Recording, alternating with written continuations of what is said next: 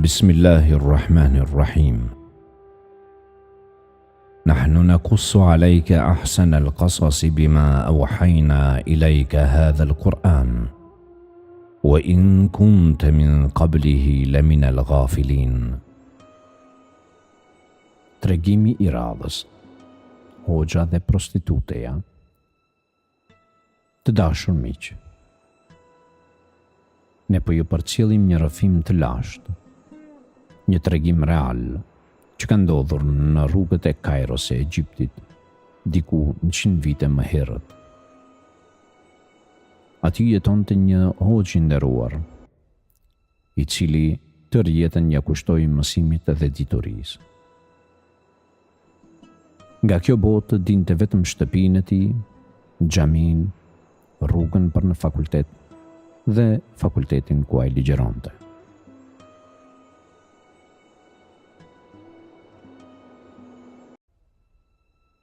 Kaluan vite dhe dekada, e profesori I nderuar bënte atë që ishte e zakonshme.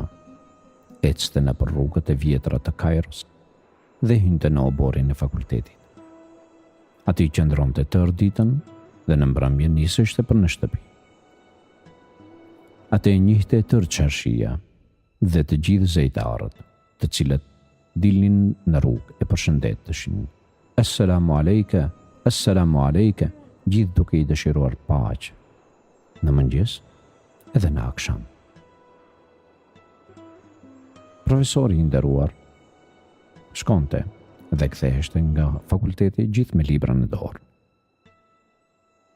Kur shehu I nderuar, sikur quhet në gjuhën arabe, hyri në moshë të pleqërisë, filloi të dobësohet. Ju dobësuan syt, ju dobësua trupi dhe u ngarkua psikikisht.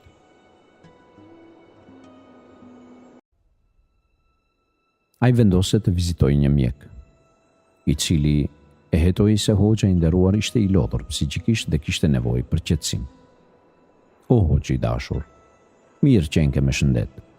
Nuk është asgjë tragjike, por si duket je lodhur nga jeta apo jo? Të duhet pak pushim. Si? Mendosh të mos shkoj në punë më? Mos t'i mësoj nxënësit e dashur të mi? A këtë po ma dëshiron? Jo, nuk mendova ashtu, I thot mjeku. Por do të ndash kohë nga dita jote dhe të gjesh një vend të qetë për pushim. Ti jesh I vetmuar dhe të meditosh dhe të qetësohesh.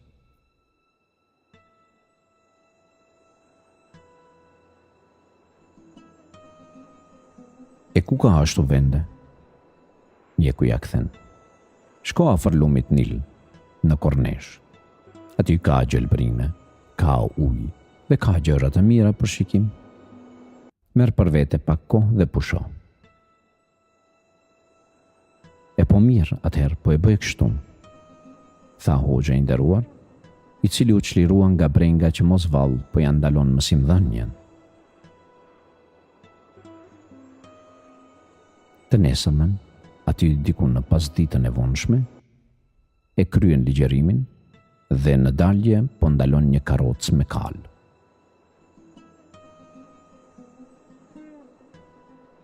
O biri im, I drejtohet hoxha, më duhet të shkoj te lumi Nil.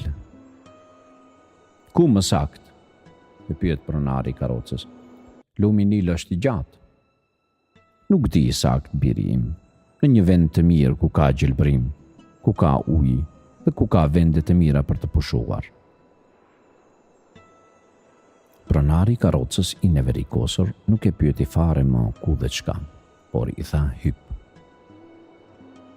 Ai e shëtiti hoxhën në për disa rrugë të qytetit dhe dikund afër lumit Nil e ndaloi. Urdhro, mbritëm. Hoxha I thot, kam edhe një lutje. Mbase koha akşamit u afrua, më trego të lutem ku është xhamia më e afërm, që mund të sparit të fal namazin e akşamit e pastaj do të dal të pushoj. Ja ku është xhamia, ik tash, lejom të punoj. I tregoj me gisht në një derë të caktuar. Hoxha nuk ju kundërvua më. Ai u nis për ka derë e treguar dhe po tenton të gjej hyrjen, nga se edhe sytë e tij ishin dobësuar fare. Te dera pa një vajzë të re gati lakuriqe. Ai e uli kryen dhe tenton të futet në derë. Vajza e pyet: "Ku po shkon o hoxh?" Përderisa e pa të veshur me uniformën të një hoxhe së zakont.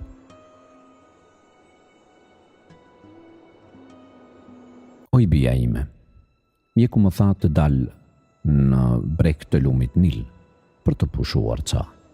Kurse mua mu afrua koha e akşamit, e pyeta pronarin e karrocës për një xhami më të afërt, më tregoi këtë derë dhe erdha ta fali namazin e akşamit e pastaj të dal." Ai u ul në karrikën që ishte te hyrja dhe po pret ezanin e akşamit. Vajza hetoi se ki qëllim keq i karrocës e ka irrituar hoxhën dhe nuk i thot asgjë. Pas ca minutash filloi ezani i akşamit gjithandej. Në më shumë minare të Kairos ndëgjohet ezani i lloj-llojshëm për namazin e akşamit, namazin e fundit të ditës. "Oj bia ime, e ku është muezini këtu? Pse e vonon ezanin e akşamit? A nuk e din se koha e akşamit është e shkurtë dhe nuk ka hapësirë për vonesë? A je ti vajza e muezinit?" "Jo," i përgjigjet ajo, "nuk jam vajza e tij." "Mirë pra, s'ka të keqe. Po nëse ke abdes, atëherë eje dhe mu bashkangjit për namaz dhe kryjm namazin me xhamat, kështu që fitojmë 27 shkallë sevape më shumë." "Jo, s'kam abdes," ju përgjigj ajo. "S'kam fare." "Ani, s'ka dert, shko merr abdes dhe për disa minuta eja e falimi bashk. Ti e di se namazi është obligim për besimtarët apo jo bia ime?" "Po, hoxh i nderuar, po e di. Por unë nuk jam e pastër për namaz." "Ani shko pastrohu bia ime, të pres. Por të lutem mos u vëno, se s'kemi shumë kohë për akşam." "O hoxh i dashur, unë jam një vajzë e keqe. Unë bëj punë të këqija, kurse ti je futur në një shtëpi publike. Pronari i karrocës ka dashur që të ndotë dhe të nënshmoj, e të ka sjell në këtë shtëpi. Ai si duket nuk qenë ka buri mirë." U hapit hoxha. Ai dëgjon vajzën me kujdes? Hoxha i habitur dëgjon vajzën me kujdes dhe nuk kupton dot se pse ky pronar që mori hakun e vet në llogari të bëjë një punë të tillë. "E çka bën ti këtu bia ime? E pse je këtu ti atëherë?" "O hoxh i dashur, që nga mosha e re kam marrë rrugë të këqija. Unë po pres dhe përcjelli burra të huaj këtu. Unë fitoj para me këtë profesion dhe po mbaj jetën time. Unë nuk falem, nga se nuk ka falje për mua. Njëm vajzë e keqe dhe Zoti nuk më do mua. E ti nëse do, të ofroj vend ku të falësh dhe ik. Po për mua nuk ka falje, për mua nuk ka namaz." Allah, ofshon hoxha. "Ulo bia ime, më le të shpjegoj 2-3 gjëra të shkurtra. Kufri dhe mosbesimi janë gjunahe më të mëdha te Zoti, por ai e fal për ata të cilët pendohen. Bia ime, Allahu është më bujar se të gjithë bujarët e botës. A ke dëgjuar ndonjëherë që një bujar të mbyll derën e tij, por ma duhet të trokasish në atë derë? Bia ime, e ke dëgjuar çka thot Allahu në surën Zumar për njerëzit që bëjnë mëkate? Bismillahirrahmanirrahim. Në emër të Allahut, mëshiruesit, të gjithë mëshirshmit.